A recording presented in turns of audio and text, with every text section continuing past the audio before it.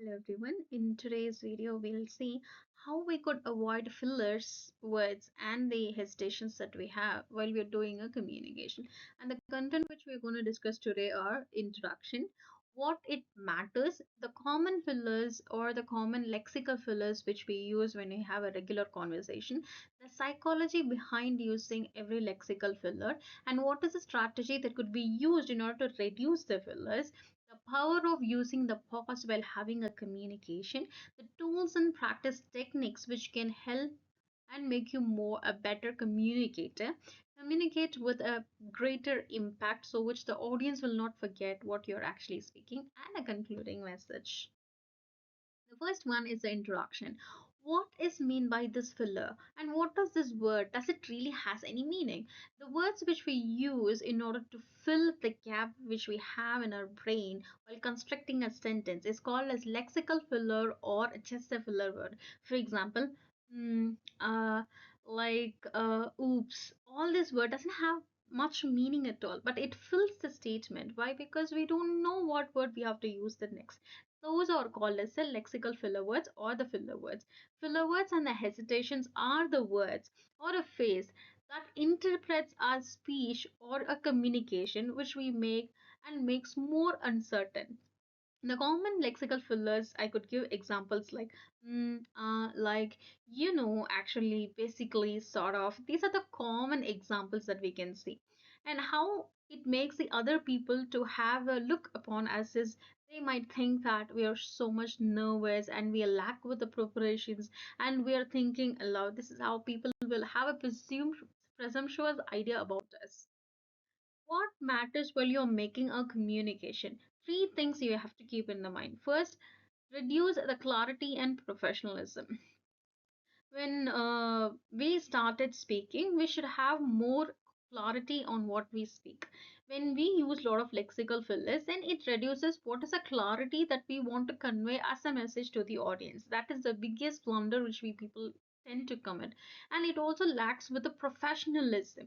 When you're not, or when you couldn't make the lexical fillers to go away, or do not know how to compensate it with the right word, so that makes you to look like an unprofessional person. The second one is a break of listeners engagement. When a listener actually wants to listen to what you're speaking, but then still you're using a lot of lexical words that will make them to have a little distant with what you're actually speaking, or they might feel, I don't want to listen to this person speaking. They will lose a lack of interest while you're speaking it. This is what happens in the second one. And third one, it also creates a lack of confidence with the person whom we are actually addressing to. If he or she is going to use a lot of lexical fillers, then we might find like this person do not have a confidence, or they're not well prepared with the knowledge, or they're not so much confident in presenting the subject matter what we have dealt with. So these are the three presumptuous idea that we get when we are using a lot of lexical fillers. And the common lexical filler and what is mean by that? And We use it uh, because we don't know how to use this word in a more appropriate way, which doesn't look like we're using a lot of lexical fillers. We could use them. So, but instead of that, we can take a long pause or a short pause.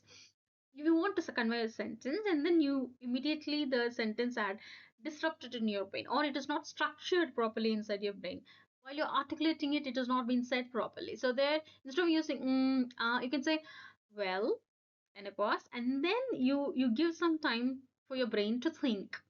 The second word is like. This word is almost like having a connection word, or two connectors between things that you want to compare. The next one is you're seeking an approval from the audience that you already have a knowledge about it. This is psychology behind these words, and actually and basically are unnecessary softened words. When you're communicating it, it's not necessary we have to talk every time very much polishedly while we are conveying with the people.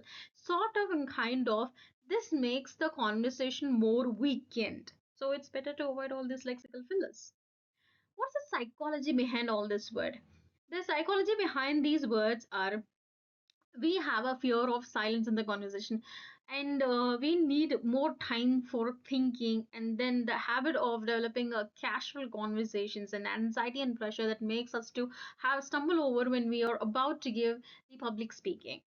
So the strategy that could be used in order to overcome this lexical fillers are: first one, try to take a long pause or a short pause, because this pause that you give, it gives you a little more relaxation in your brain, and it also helps you to articulate and to structure the sentence in your brain. So it's always to better go with a half a pause or a full long pause. The second one is always prepare and be structured in what you want to speak. Always make sure that you speak in a coherency way, because when we learn the anatomy, first we learn the head. We don't go from the foot to the head, right? So try to have a proper structure and coherent way of practicing and speaking. And the third one is always speak slowly and deliberately. Why? Because if you're going to speak at a very rushy speed, I would say me as an example. Why? Because I don't know how to speak very much slowly, and people like me have a problem like stumbling and wobbling. Sometimes we swallow the words. So it is always better to have a pace, a pause in between, a gap, so that would make the conversation more interesting, proper, and correct connectivity. If you want to have more knowledge on how well I'm good in communication, always have a recording session. So record yourself, see how you're presenting it, and then you can find where your flaws are. Next time you can rectify that. Last one is the power of pause. So, what is this power of pause? The silence that conveys the confidences.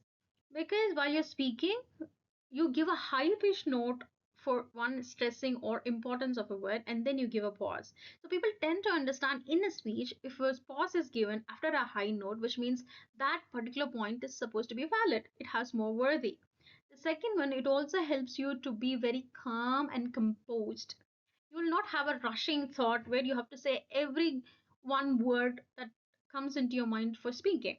The third one is it always put the audience into an anticipation high, like what's going to come next, what he or she is going to speak. The curiosity, it is always triggered when you're going to take a long or soft pause. Tools and the practices that you could use in order to have better communication. The first one will always be try to speak without using lexical fillers. And if you're going to record this session, it helps you a lot. Why? Because you know where you're using a lot of lexical fillers and what is the actual supposed to be used there. So try to record your session and then see for yourself where you're making mistake and try to rectify it. First recording, it's not going to go well. Second recording, as usual. The 10th recording that you're going to do, it's going to be more professional, trust me. The recording is always be very much helpful. The second one is always try to go with impromptu speaking, which means take a jam. Jam is just a minute. So take a topic and you talk about the topic for a minute. So for which you have to read a lot. So the reading habit will definitely make you have an idea of talking or picking any topic at a instantaneous way and then talking about it. Then third is speak in front of a mirror. When you speak in front of a mirror, you consider yourself as an audience. When you're looking into the mirror, we see ourselves, how we are presenting, how our hand gestures are moving, where my eyes are moving, what kind of facial expression that I'm giving. Every minute detail is being counted there. And try to have a mock interview with your friends and beloved one who can give you a better suggestion on where you're making a mistake. How communication will have a greater impact when your lexical fillers are actually closed. So replacing the lexical filler with the great start or the phrases, I would say. You can start it like that's an interesting point, or let me think about that. In my opinion, these are the amazing starter words where you can use it in the places of the lexical filler, to which you might sound more confident, you might sound more professional person. So try to increase your vocabulary and try to reduce the verbal hesitations here. And the final closing note here is: first, speak with a clarity, no clubness. Try not to speak too much. Talk to the point, don't drag it. The second one is always speak with the confidences, because confidence makes you to look more appealing, more knowledgeable. If you're confident enough, then you can speak in front of many people. Then you can crack any kind of an speech that you want to give it to the people. So try to do that. And call to action here is, when you know that you are making a mistake, make sure to rectify it. And thank you so much for watching the video.